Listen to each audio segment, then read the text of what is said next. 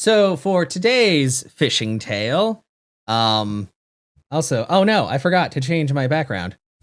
Oh, we have to do that. Camera background. What is that? The boat! Thankfully, I make it easy to change the background to the boat because this is another fishing tale. And today's specimen of our of focus is the humble blobfish, which is actually the smooth-headed blobfish. We just call it the blobfish because it looks very blobby. I don't know if you guys have ever seen a blobfish. They're pretty great. But the blobfish's official name is the Cycrolutes marsidius, or marsidus. I put an extra I in there. It's the smooth-headed blobfish, also known simply as the blobfish. It is a deep-sea fish of the family Cycrolutidae, and that includes such fish as the blobfishes, toadfishes, flathead sculpins, tadpole sculpins. Tadpoles are that's frogs. Fathead sculpins. Well, I guess there's also toadfishes. Wow. And they're all bottom-dwelling fish. Shaped like tadpoles. I mean, I guess a blobfish is kind of tadpole-shaped. Oh. Anyway, the blobfish is indigenous to a few different areas. They're off of Australia and Tasmania, and they're also in New Zealand, which is where I caught mine at, because New Zealand's a great place to go. Did you know that's where they shot a lot of Lord of the Rings and other things that needed mountains and very nice-looking areas? New Zealand's very pretty, by the way. One day I should go back there, aside from fishing.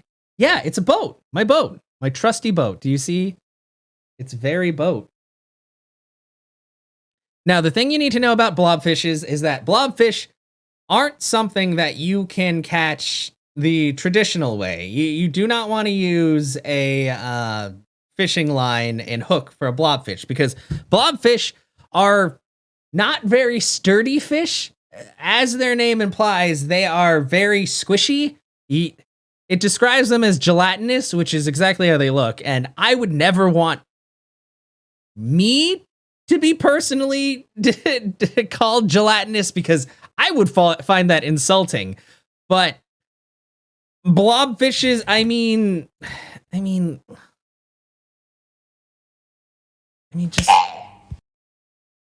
just look at him. Look at him. He is gelatinous. There is no two ways around it. He's a jelly boy. Wait, open the image in a new tab. That's a blobfish. Very big. What? No, it's a fishing story. I'm telling you how to catch a blobfish. Do not use a hook. Look at this guy. Do you think a hook would stick in his big blobfish lips?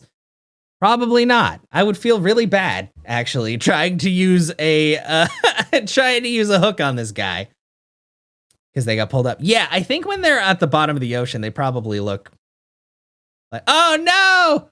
Ah! Do blobfishes have brains? Of course they do, Quora. What's wrong with these people? Oh no. Image. Yeah, when outside I'm pretty sure when it's underwater they look a bit like that. See?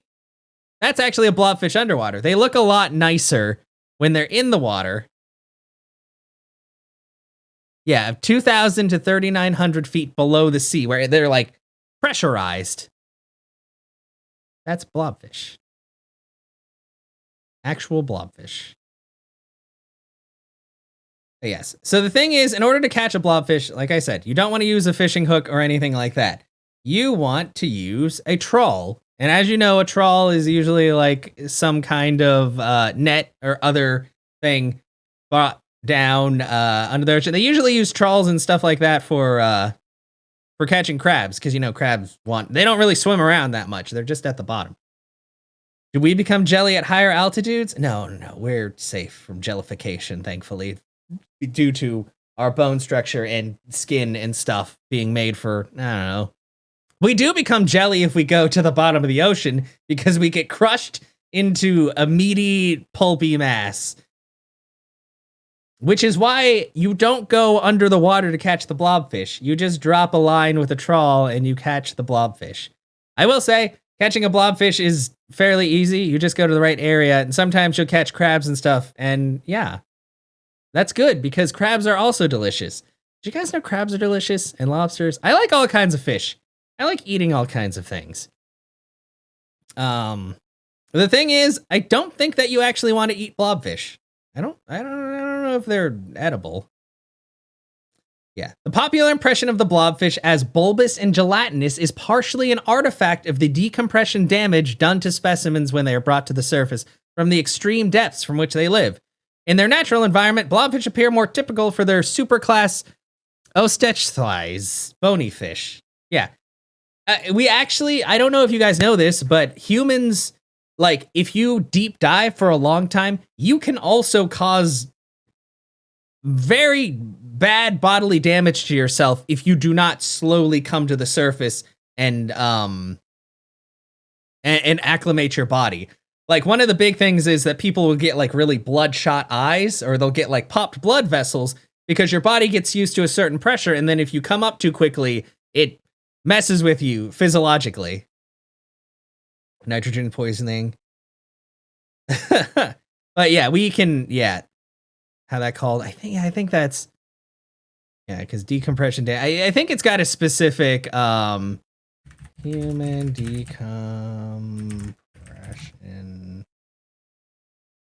decompression sickness. Wait, from human. Decompression sickness is a disorder in which, nitrogen is dissolved in the blood and tissues by high pressure, forms bubbles, and as pressure decreases, which is, it basically like explodes in your body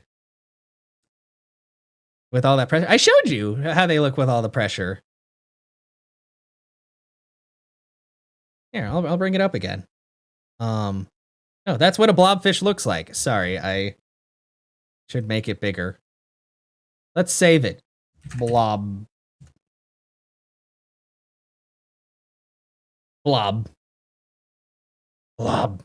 Because they're actually a little like spiky.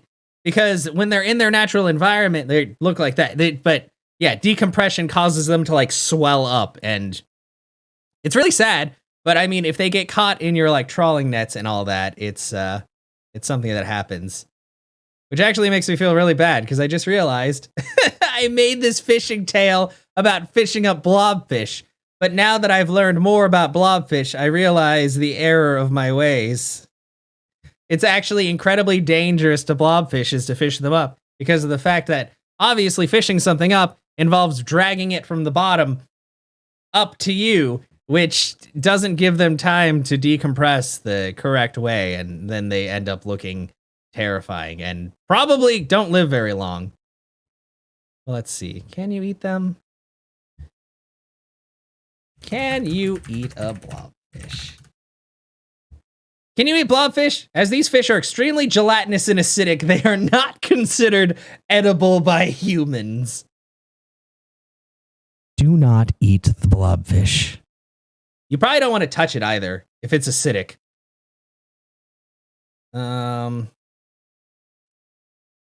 Yeah.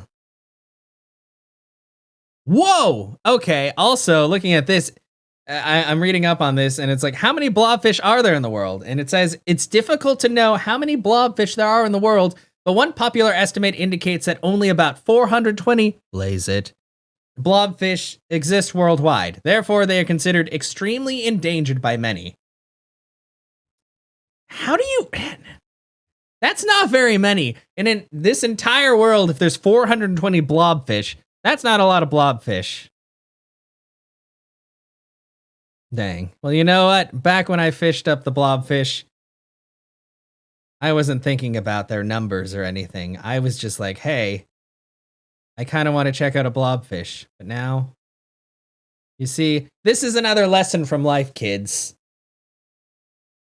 Sometimes you do things and then learn later of the wrongs of your ways, but then you amend your ways. Like, don't fish up blobfish to eat them because you can't. And also it's bad for them because there's not very many. And they also have decompression sickness. So let this be a lesson to everybody out there. Don't fish for blobfish. Learn from the mistakes of a master fisherman, I thought maybe I could do something cool. I feel like this is like someone who does like trophy hunting, and they don't even eat the meat or anything, and then they're like, man, maybe that was a really shitty thing to do. Yeah, no, pufferfish is edible. It's just the thing about pufferfish is that you have to isolate and get the poison gland, otherwise you're fucked. It's a very delicate process. They make the chefs eat them. Probably. And I mean, if the chef's not good enough at their job to do that, then they're just going to doom a lot of people. So I guess they're like, hey, either you get good enough to get that poison gland out, or you're going to die. Yes. Okay. So big points to take from this lesson. Blobfish are on the bottom of the ocean. Try not to fish them up if you can. Sometimes, unfortunately, they get caught in trawling nets when you try to go for crabs. So maybe look for crabs somewhere else. I guess I should have gotten my crabs somewhere else. You got your hot chalky? Okay, well, we learned some things today, RC. I'm laying it out for you. Blobfish are highly endangered. Don't try to eat blobfish. They're very acidic and gelatinous. The reason why blobfish look so silly is because they're actually suffering from horrible decompression sickness from being dragged from the depths that they came from. They're not edible. It's pointless to fish for them, honestly. Even if they look silly, it's just mean. Don't do that. Congratulations on murdering 1/420th of the... I'm sorry. You know what? Like I said, I learned, and now I give back to the land by not fishing for blobfish. We all learned something today. You know what? Even I, as a master fisherman, can learn things from my experiences. Sometimes they're not the best things, but you know what? It all just goes into that experience that we call life. Anyway, yeah. Blobfish are actually really cool looking when they're underwater. Appreciate the blobfish for what it is. Don't try to eat it unless you want to die. And also leave them alone because they're highly endangered. Thanks for coming to my fishing tale today, where we learn about fish, and usually we talk about how delicious they are, but unfortunately blobfish are not delicious. Don't eat them, please. Thank you.